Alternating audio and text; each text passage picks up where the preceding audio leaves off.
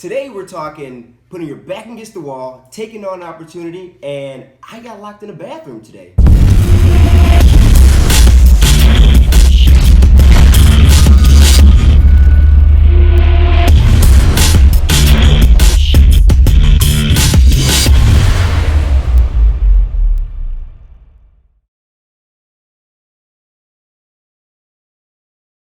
What's up? Welcome back, everybody. Episode 15 of hashtag Ask Chris Ake. Chris Ake here, Brandon Ross here. and welcome back. November. We didn't put out any videos over the weekend. We apologize. We're getting super busy. We just got new flooring installation in the office. We'll show you guys some other time. Maybe we'll show Periscope live. But if it's your first time watching on YouTube or watching on Periscope, YouTube viewers, if you want to watch this live, you want to see us interact, you could go to Christopher_Ake, tune into Periscope, and then watch that live. What's your Twitter handle? Brandon_Ross3, Twitter, Instagram, same deal. Follow me. I'm interested in everyone out there. I'm getting better at it. I used to not let him It's like pitch. it's been every episode now. That's why I've been blowing up. I'm letting him pitch. So I want to start the show off about your entrapment. I want to talk about that.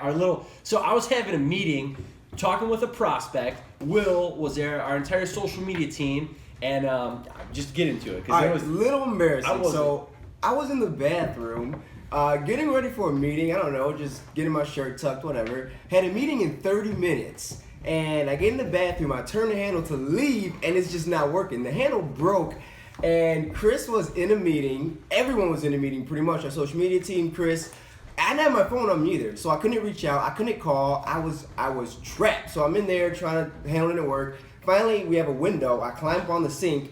I'm knocking. Somebody else comes in, tries to open the door. It's locked. So long story short, we had to rip off the handles, jimmy the lock. with a hammer. And You I didn't got see out. it, like bang Yeah, off the. It was It was pretty intense. 1 minute late for my meeting, but it was a good story when I got to my meeting to tell. I was like, you won't believe while I was late. Told him the story, he loved it, so it's a good story. I personally didn't want to help him out. We were sitting in a meeting. I'm like, man, I'm trying to get a close right now.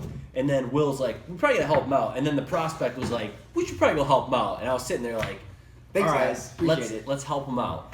To get 20 this- minutes locked in the bathroom. to get this going. So, show today, what I want to talk about was something I was actually going to have Will give us a topic, but I'm going to switch it back and go back to what I originally was going to talk about. And so what I want to talk about today is a lot of people are going to see the tag, or if you follow me on any of the other social medias, you're going to see like, oh my God, Chris is just so overwhelmed about Monday. He loves Mondays. Thank God it's Monday. Woohoo, Monday. It's a church, man. I love it. So what I want to do is I want to open this up and ask you about Mondays, right? What's your Love 'em. take on Monday? And I want you to ask me. I'll explain why in a little bit of why I absolutely love it. I love Monday. For regular, normal people, Monday is the day to get back. It's the day to get the work juices flowing, get back on task. I work on the weekends anyway, but we're all the business owners are back at it, back to answering phone calls, answering emails, wanting to touch base, wanting to actually do business. So I just love Monday because it's a fresh start to the week. You know, it's getting back on the hustle. The hustle bus, Hustle bus. hashtag hustle bus. Wheels on the hustle bus go round and round. So that's it's back to it. So part of it, the reason why I absolutely love Mondays, and I'll just kind of explain this to you, and Will probably doesn't even know either. But so when I was starting the company 4 years ago, that first year when I was starting the company, I had to put myself through because the company wasn't really profitable enough to me to make a living off of. So what I had to do, and a lot of people here are going to be able to relate to this, is you have to maybe work 2 jobs or whatever's going to make ends meet. So I was a server, I was waiting tables at a restaurant, and I absolutely hated it. I hated everything about it. I would work on the weekends, so 35 plus hours on the weekend, maybe 40 hours on the weekend, working doubles. I'd work Friday nights, all day Saturday, and all day Sunday. Me too. Just enough to make enough cash, right? So then when the week came around, I could survive off that cash, and I didn't really care how much money I made. All I really did was make enough. What were my bills? How can I pay those? That's it. And then once Monday hit through Friday, that's when I would go to the office and I would put in the work. I would build up Grand Epps. That's a sign. If you guys don't know, that's the company that helped start. So I would just be obsessed about that. And it was never about the get rich quick or money right away. It was always about saving up enough, then hitting Monday. But then why I started really getting obsessed about Mondays was I just hated waiting tables so much that when Monday came around, that was the first day that was the farthest away that I wouldn't have to wait tables again. Loved it, right? And that was part of the first day where I could go into Grand Apps and I could work on something that I actually liked doing in a place that I liked being at. It was honestly hell where I was, and I hated it. So, but that's kind of the takeaway is, I mean, that's why I just absolutely love Mondays, because it's that first day, everybody's back, right? It's just something that kind of grew on me. But what I want to give away for like a message, do what it takes. Seriously, do what it takes. Like, whatever you need to do to reach your dreams, even if you have to be flat broke on your face, working a job you hate, so behind in debt that your family and friends are asking you every single month where the money's at, if you got to do those kind of things, you got to do those kind of things. It's just earning your stripes, right? Putting in the sweat equity to make it happen. Let's jump on that. But what about when you're ready to actually give that up? And take that leap, because when did you take that leap to okay, now I'm 100% dedicated? I see where he's going with this. Apps. Yeah, you see. I see where he's going with this. I keep the wheels turning, man. The hustle bus keeps turning the wheels, man.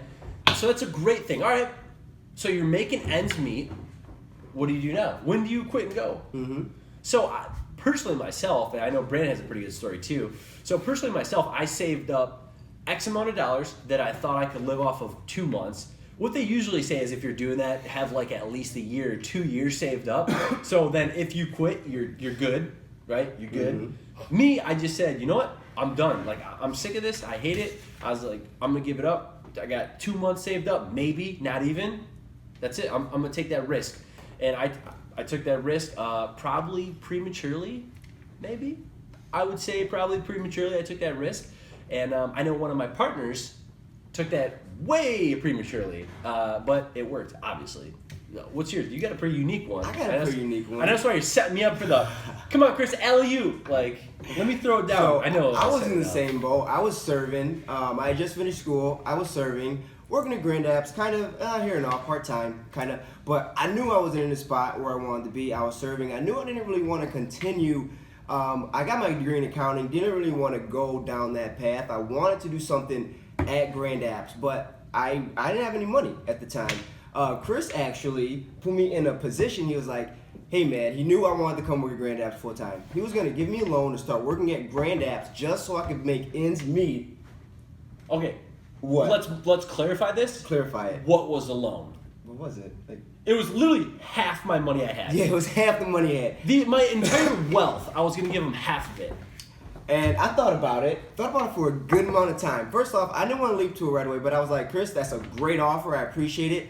But I didn't want that. I wanted to make it on my own. So I appreciate it. I said, Chris, I'm going to keep hustling, I'm going to keep working. But then it came to a time where I was just fed up with it. I was fed up with, like you said, working on the weekends, serving, doing something I didn't want to do. So I quit prematurely too. And once I did that, once I took that leap of faith, and then I started working at Grand Apps full time, pretty much put my back against the wall, my sales skyrocketed. I was more productive at work. I was more efficient. My heart, my mind, everything was just in the Grand Apps, and I became successful overnight from it. So if you're in that position, take that leap of faith, man. If you want to go for it, go for it.